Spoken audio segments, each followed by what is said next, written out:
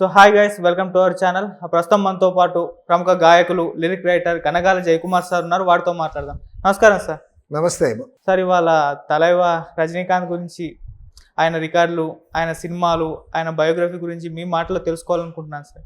Indian ఏకైక super star is Rajinikanth. Rajinikanth Tamil, Telugu, Hindi, కన్నడం అన్ని లాంగ్వేజెస్లో, సౌత్ ఇండియన్ లాంగ్వేజెస్లో అన్నీ చేశాడు. అయితే తమిళ సినిమాల్లో తమిళ్ సూపర్ స్టార్, తెలుగులో కూడా నటించాడు.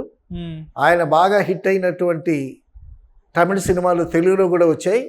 మన తెలుగు హీరోల్ని ఎలాగ ఆదరించారో అంత బాగా, అంత చక్కగా రజనీకాంత్ని మన తెలుగు ప్రేక్షకులు ఆదరించారు. ఈయన ఫిల్మ్ ఛాంబర్ వాళ్ళు మెడ్రాస్లో ఫిల్మ్ ఇన్స్టిట్యూట్ పెట్టారు.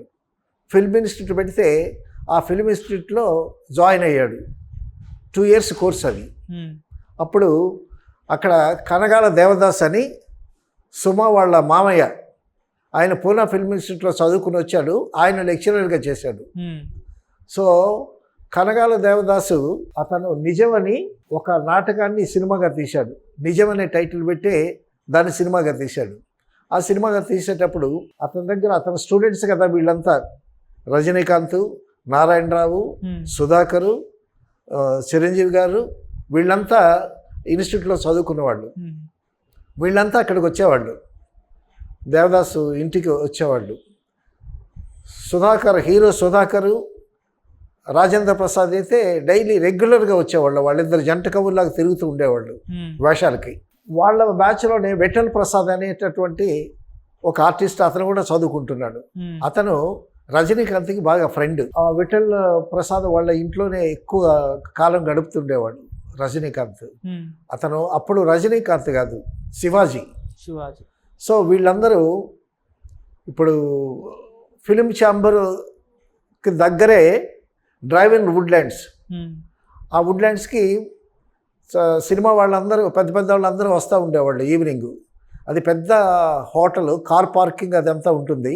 కారు పార్క్ చేసుకుంటే ఆ బట్లర్ కారు దగ్గరికి వచ్చి వాళ్ళకి ఏమేమి కావాలో సర్వీస్ చేసేటటువంటి, that is a very big hotel and campus. So ఈ సినిమా ఆర్టిస్టులు, డైరెక్టర్లు, ప్రొడ్యూసర్లు అందరూ అక్కడికి వస్తారు కాబట్టి ఈ ఫిల్మ్ ఇన్స్టిట్యూట్ స్టూడెంట్స్ అందరూ అక్కడికి వచ్చేవాళ్ళు. అప్పుడు మేము ఒక సినిమా చూసి, నేను, విశ్వనాథ్ గారు, బాలి గారు కలిసి ఆ డ్రైవ్ ఇన్ వుడ్లాండ్స్కి వెళ్ళి కాఫీ తాగడానికి అని వెళ్ళాం. వెళ్ళి కాఫీ తాగి వచ్చేస్తుంటే ఈ విఠల్ ప్రసాద్ అనేటటువంటి, నాకు విఠల్ ప్రసాద్ బాగా పరిచయం. ఎందుకంటే నిజం అనేటటువంటి సినిమాకి నేను వర్క్ చేశాను దేవదాస్తో. ఆ సినిమాలో అతను ఒక క్యారెక్టర్ వేశాడు. సో రజనీకాంత్ ఫ్రెండ్ అతను. అప్పుడు ఆ డ్రైవ్ ఇన్ వుడ్లాండ్స్లో అప్పుడు రజనీకాంత్ని నాకు పరిచయం చేశారనమాట. హీఈస్ మిస్టర్ శివాజీ అని పరిచయం చేశాడు. ఫిల్మ్ ఇన్స్టిట్యూట్ స్టూడెంట్, మా ఇన్స్టిట్యూట్లో చదువుతున్నాడు అని పరిచయం చేస్తే చూసా నేను. సెకండ్ ఇచ్చాడు రజనీకాంత్. సెకండ్ ఇస్తే నేను సెకండ్ ఇచ్చా. నా చెయ్యి తెల్లగా ఉంది, అతని చెయ్యి నల్లగా ఉంది. సరే ముఖం చూస్తే ఇంత ఇంత కళ్ళు, ఎలక ముక్కులాగా ఇంత ముక్కు ఉంది. నేను అనుకున్నాను, అసలు వీడు మెడ్రాస్ వచ్చే ముందు ఇంటి దగ్గర అద్దంలో ముఖం చూసుకుని వచ్చాడా అని అనుకున్నాను నేను. రజనీకాంత్ని ఫస్ట్ టైం చూడటం అనమాట. అప్పుడు అలాగే ఉన్నాడు, ఇప్పుడు అలాగే ఉన్నాడు. ఇప్పుడైతే కొంచెం గ్లామర్ వచ్చి ఉండొచ్చు.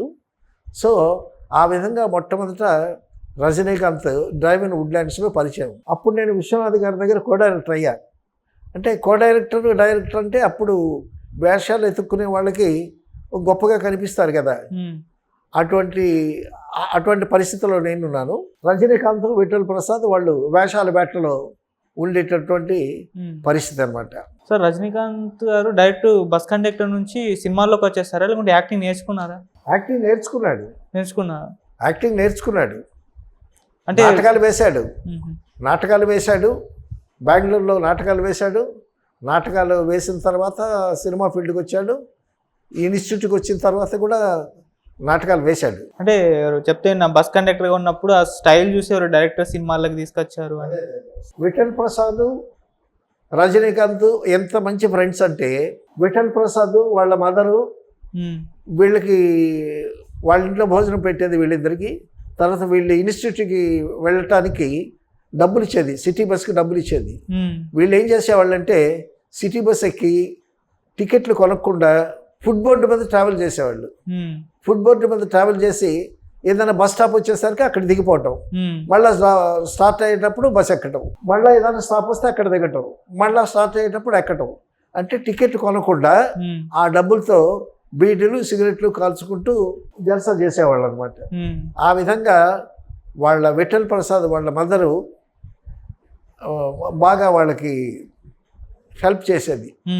అంటే చిన్న చిన్న స్థాయిలో కొద్ది డబ్బులు అనమాట. ఇప్పుడు సిగరెట్ ఎగరేయటం అదంతా అని అన్నావే, హిందీ సినిమాలో శత్రుఘ్న సిన్హా చేసేవాడు ఆ విధంగా సిగరెట్ వెలిగించటం. తర్వాత శత్రుఘ్న సిన్హా ఛాయలు కూడా కనిపిస్తాయి రజనీకాంత్ యాక్టింగ్లో. శత్రుఘ్న సిన్హా హిందీలో మంచి విలన్, చాలా ఫేమస్ విలన్. ఆ సిగరెట్ అతను విసిరేవాడు, అతను కాస్త ఇమిటేట్ చేశాడేమో అని అనిపిస్తుంది ఆ విలనిజంలో రజనీకాంత్. సో అతను పెద్దవాడైన తర్వాత రజనీకాంత్కి వేషాలు ఇప్పించాడు. తర్వాత రజనీకాంత్ బ్రదర్ని పర్సనల్ అకౌంటెంట్గా పెట్టుకున్నాడు. తర్వాత వాళ్ళ మదర్ హెల్ప్ చేసింది కదా, అప్పుడప్పుడు ఇంటి దగ్గర భోజనం పెట్టింది, వీళ్ళ ఖర్చులు కూడా డబ్బులు ఇచ్చేది.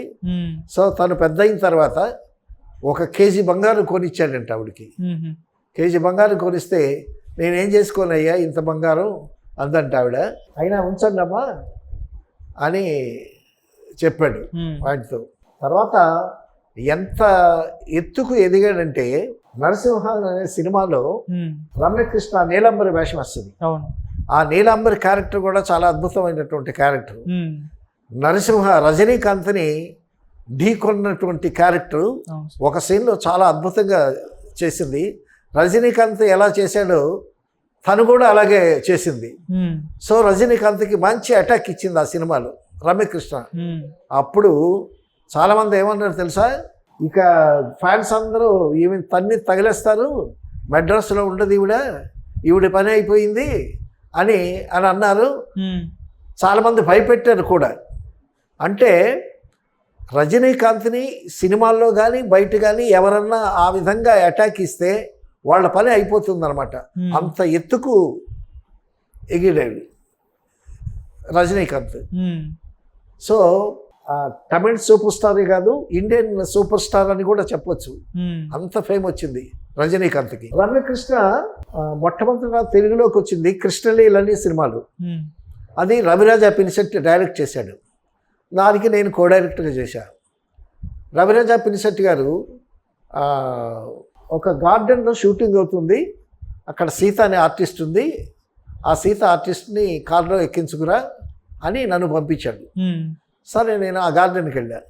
గార్డెన్కి వెళ్ళేసరికి నాకు ముందు రమ్యకృష్ణ కనిపించింది.